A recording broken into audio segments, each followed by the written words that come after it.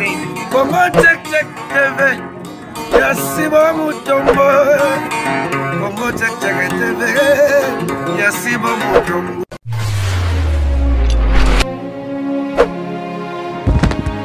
Sali na bande konyo so bolanda biso partout na monde entier. Jerry Kobetox na bino mopanzi sango na bino apesa rabino ba information o ezali koleka à travers République démocratique du Congo. Lelo tozali le 9 juin et sika oyo toye na siège ya IDPS parti à pouvoir toye ko information par rapport ya mbutu ezoleka na politique na biso et toye to solola na mwana mboka moko pe azali cadre moko na IDPS oyo bo sepelaka na ye makasi o bolandaka ye na ba analyse mingi na ba intervention mingi tika na pesa mbote na ba bonne nyonso ya chaîne na bino Congo check TV ya Yemoko Boss Sibu Mutombo bambote belé depuis Allemagne na pesi mbote na ba abonné tout bon continuer ko s'abonner na bisaki bino drapeau ya Congo eye na Congo check parce que na kotika ngote idéologie eza idéologie nanga donc tozana président Gustave Lutumba oyo alobaka pe malamu o toroso na siko par rapport à actualité politique vraiment RDC maramuso salama to éviter nulle part au monde likambo e beti mbutu likambo e créé polémique makasi un député azozo motion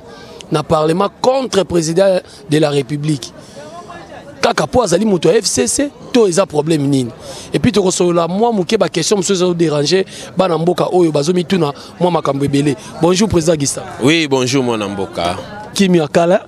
Non, tozali na biso monika ka moko, hein, c'est ça la politique, mon net trop des occupations.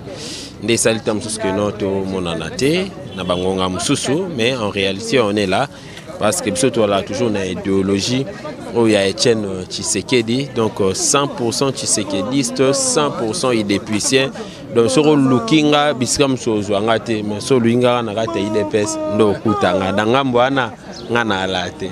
Voilà, président Gustave, question on est entré déjà tozo tuna makambo et salami oyo to ebité bana mboke belé bana poto ba olo ba ke président Fati c'est comme si azo melisa ba to FCC biberon président Fati c'est comme si on dirait azoyo ke la bato na mawa comment un député na parlement azo motion contre président de la République tandis que na statut na ba na règlement ya parlement et lobby marambo anati. Oui, au moni ce n'est pas que le président Félix Azali komelisa bango mabele. Mais on a comprendre une chose, comprendre il fallait que la République démocratique du Congo pour Makambouana et Salama. Parce que tu ne jamais la République démocratique du Congo. Tu ne la République populaire du Congo. Le président de la République populaire du Congo à Télémaka. Voyez, mais ce qu'on est au commun la République démocratique du Congo, Oyo, Félix Tshisekedi, Aeko Koti Sabiso avant la démocratie, ce n'est que normal à un moment donné que les gens parlent, à un moment donné que les gens vont se permettre de les dans la télévision Bazako Finga. Oui, Bazako Finga parce que Zali nature na bango, ce sont des impolis, ils sont nés comme ça. Mais déclaration topé dire Moussoussou, il faut la canaliser. Donc notre problème c'est que dire on fait la canaliser vers la moralité et la canaliser vers le respect de la constitution. Jusqu'à ce jour, le président Félix n'a pas roulé, n'est-ce pas, la constitution, n'a pas violé non plus aussi la constitution. Il tient toujours la carte de la constitution parce que c'est lui qui est le garant de la nation. Il veille au bon fonctionnement, n'est-ce pas, il y a des institutions, nyonso. Même si l'institution est allée vide, c'est lui qui complète parce qu'il veille.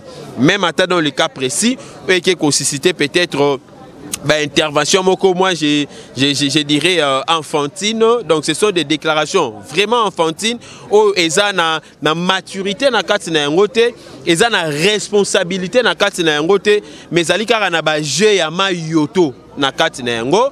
Ndomoni les députés wana akeko se permettre pour na ko soulever motion pour na je dirais qu'on parlait sur les actes que pose le président de la République. Or, ce n'est pas à son niveau et ce n'est pas aussi à leur niveau. Et quelque part, je comprends aujourd'hui que Janine Mabunda n'a pas été préparée et il faut quand même bakotisa na kati école ayeba que azali présidente ya Assemblée nationale, deuxième institution majeure na kati mboka na biso à part l'institution, après l'institution président de la République, c'est l'Assemblée nationale. Alors tala siko ezala diriger na mutu o azangi maîtrise. Donc ce qui se passe là, moi je trouverais que ezali d'abord manque ya maîtrise, il y a Janine Mabundi et puis Moussousou ezali qui bon moi si naende muteza rosalo. Moi pourquoi on dit que les femmes ne construisent jamais une nation.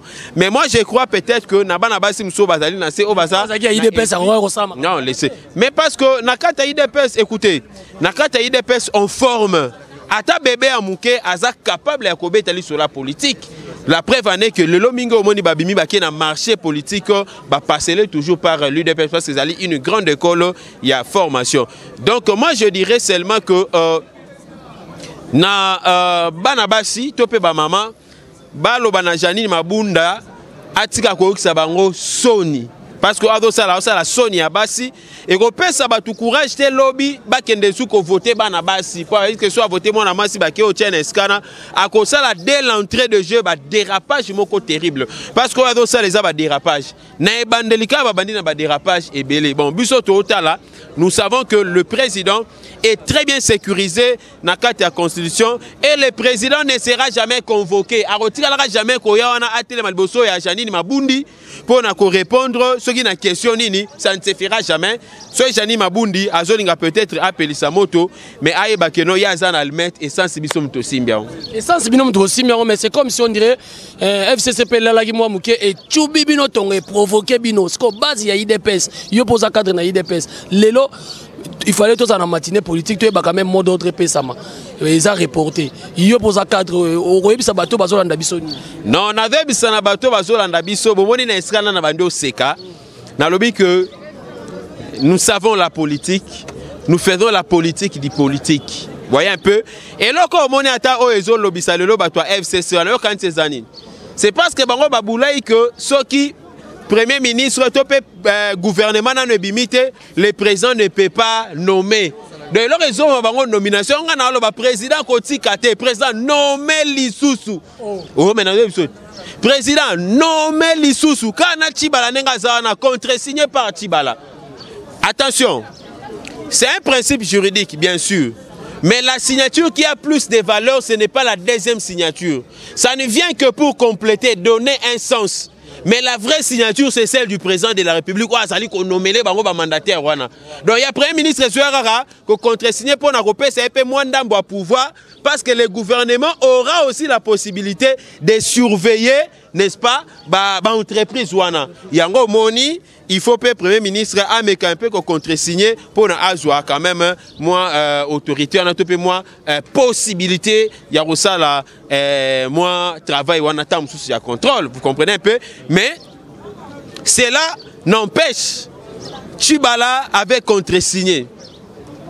L'autre est là, Ilunga, Sylvestre et Ilunga. Oh, les Karapemben, il y a accord à Saint-Sylvestre. Azali déjà nommé. Maintenant, nous avons installé. Je donne un exemple.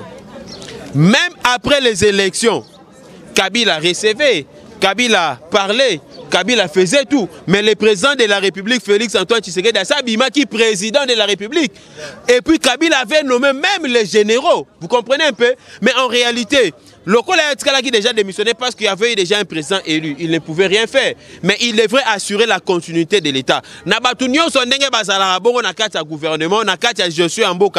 personne qui assure, qui assume la vraie continuité de l'État, c'est le président de la République. Parce que lui est élu et voté na ensemble il y a pays. Donc c'est la RDC qui l'a voté, c'est la RDC qui l'a élu.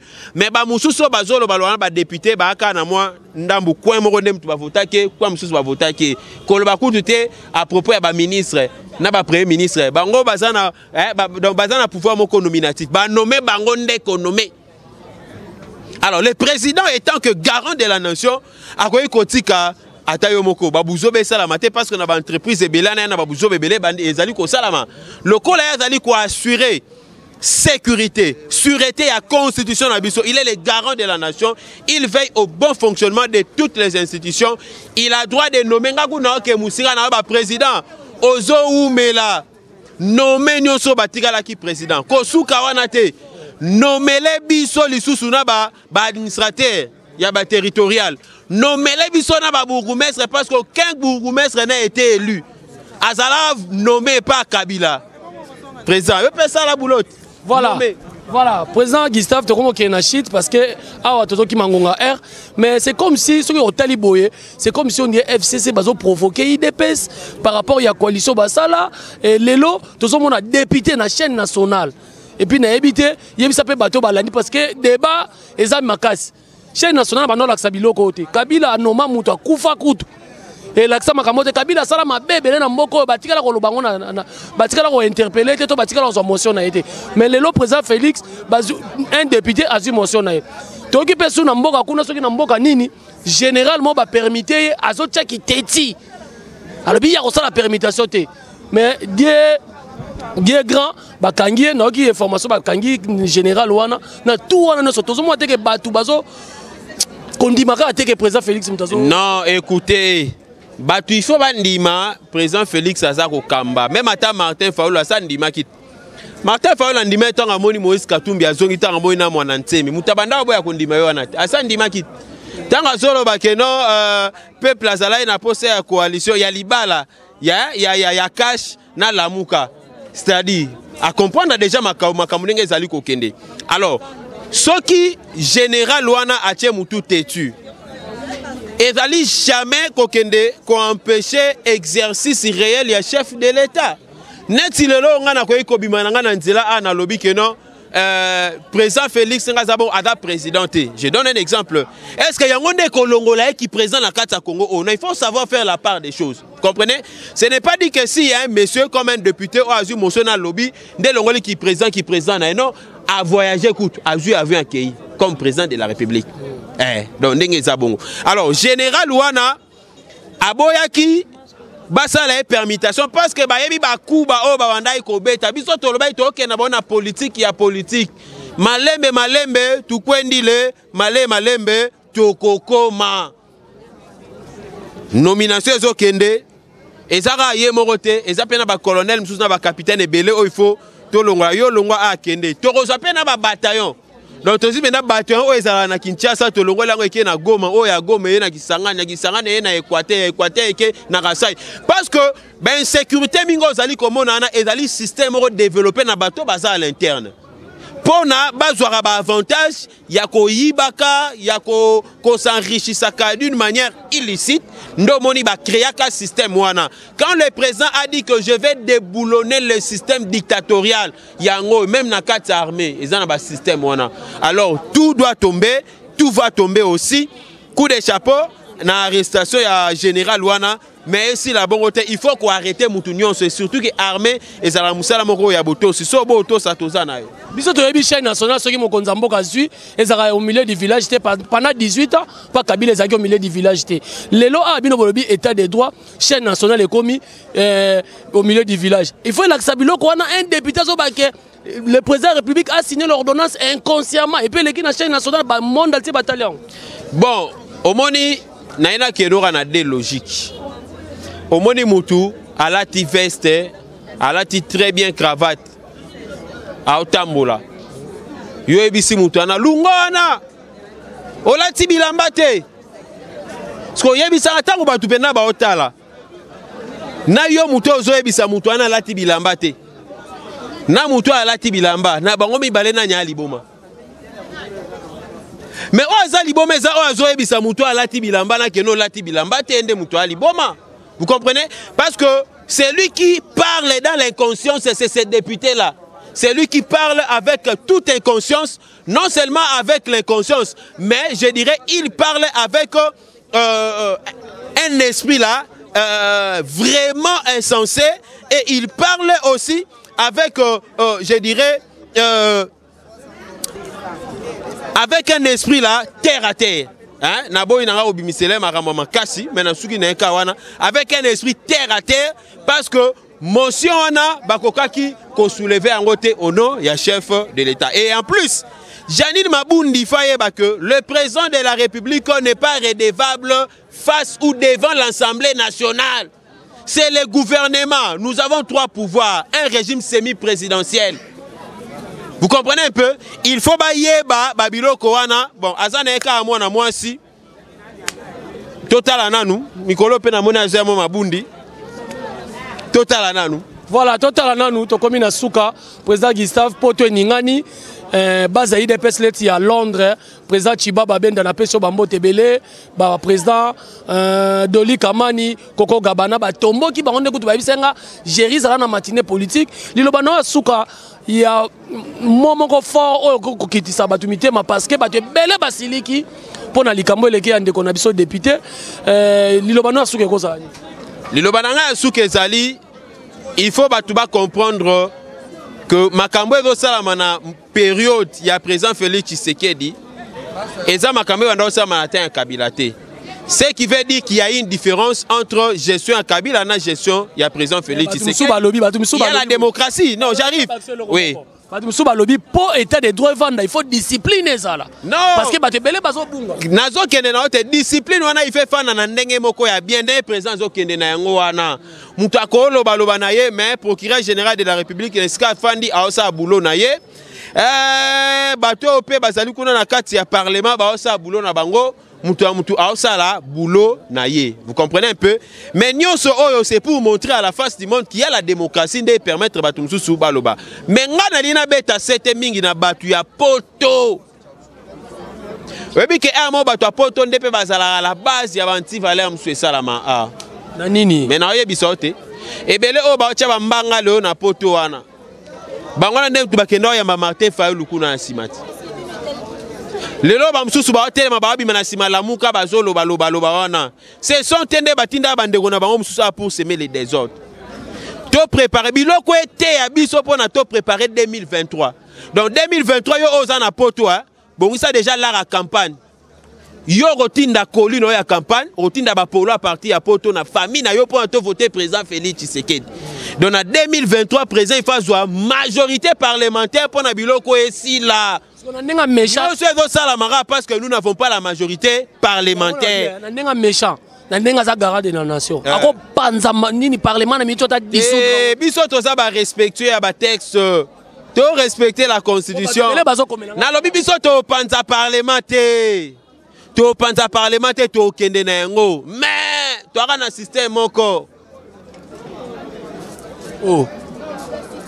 Le système est en anglais. Te na lobi to ara na ngaba wana te wana mtabolo kwana. To ara na système moko biso to talara. Les jours avancent. Ganga na yo. Loba na les porte quoi mais na finale. Tu retournes à Capes, c'était parce que Capes ça c'est l'écran à l'époque on a ba JB. Mais tu retournes na nani ne nani. Mais biso to lobi to dissoudre jamais parlement. Pour nani to dissoudre yango. Jamais tu dissoudre. Tu ok kana ba député wana mais ngonga tozola la tozola muka. Voilà. Tala caméra liloba question nga suka batu ba na tuna. Est-ce que 5 postes ministère wana oyo ezalaki na constitution à faveur à Kabila. Le président Félix Ozwango 5 ministères wana oyo ezo simba penambo. Bon, au moment où linga kosala ba débat loko betima sur la constitution linga kosala ba débat moko rationnel na o etali constitution. Téléphone nga ba yibaki on. Constitution na zaki no ba yibaki on. Fondation ba constitution sika. Na télécharger pe constitution électronique. Mais oyeba quand même oya. Non, mais j'ai essayé un peu de demander parce que bon na kenda na base na parlement na base na rapenda nga bon na base na rapenda na parlement na kendaki. Moi, débat n'a pas orienté, tout c'était avant-hier. On a posé, puis qu'on a quatre parlement, on a si vraiment parlementaire, on a fait la constitution. Boy, bisanga ba poste wana ba pouvoir, ba poste régalien wana. Et ça na quatre constitution toté. Babi et ça na quatre constitution avant na lobana lingana yeba. Et ça la combien musu ça bisinga habité ça la mis ça tout. Na quatre constitution ça la mis ça tout. Mais entre guillemets Kabila ça la babisa ça ande comme à 5. Vous comprenez? Non, j'arrive. Tout ce qui est dans la Constitution ne fera l'objet d'aucun débat. Vous comprenez? Si on a un exemple, moko, président moko exemplaire, ou dirigeant moko, comme on a Kabila, tu aurais puisé l'expérience, tu aurais puisé l'expérience à Kabila. Il avait combien de ministères régaliens? 5.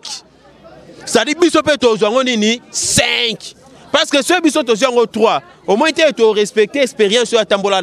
Parce que il déjà 3, on a quand même noté. 3, c'est constitutionnel. Vous comprenez? Parce que à des fois les Congolais tout ça là débat mususu to yebate to barabi loba loba. Il faut kota na na kati. Ndenga moni biska na linga Gustave Yangwana. Voilà malgré to comme na suka to kolobela ngo. Mais elo mo kanga na lobeza boy. Yo oyo zo sala bisala sala. Yo oyo lelo okomi impoli médiatique. Comment on a qui impolitesse parce que zali ndengo botamele pana bino? Netinani. Ah, neti député M. Daniel Safou. Oui, bien on a sepeli, ndena monaki un impoli au Assemblée provinciale bafandi ici. C'est un impoli. Je vous dis, c'est un impoli. Moi, je ne l'ai pas insulté, Mike Moukeba. C'est un impoli. Je ne l'ai pas insulté. Je l'ai qualifié par rapport à son comportement.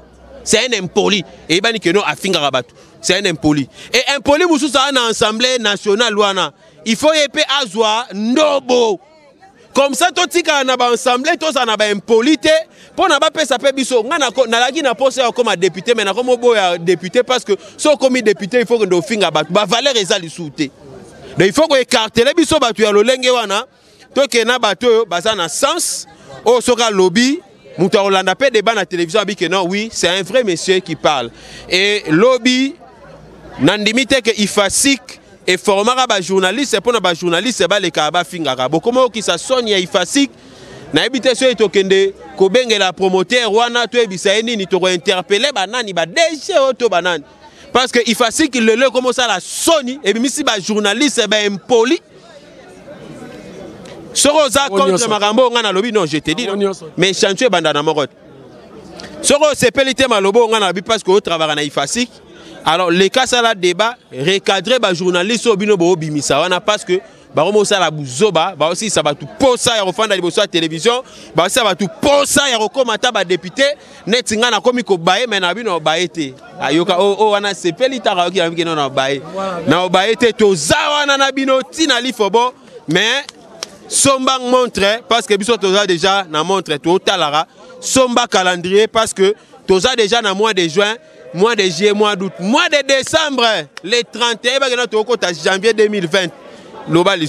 Voilà, merci beaucoup Ezaki Bongo, président Gustave Lutumba, Oyazali, Moro cadre à IDPS, à l'Obarape Malamu. Merci beaucoup. Tous ceux qui ont actualité, ils ont circulé sur motion, ils contre président.